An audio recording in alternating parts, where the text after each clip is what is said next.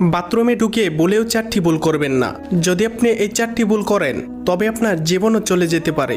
আল্লাহ তাআলা মানব জাতিকে সৃষ্টি করার 2000 বছর পূর্বে জিন জাতিকে সৃষ্টি করেছিলেন। জিনেদের মধ্যে 2টি দল রয়েছে, একটি হলো ইমানদার জিন, আরেকটি হলো কাফির জিন।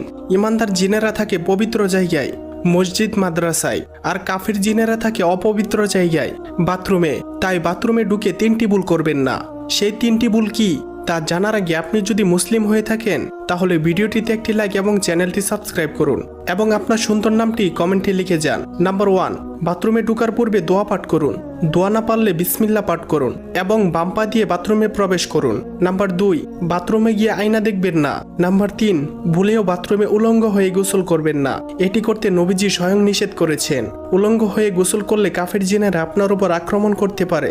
নাম্বার 4, বাথরুমে ঢুকে সূরা বা দোয়া কালাম পাঠ করবেন না। এটি একটি মারাত্মক গুনাহ।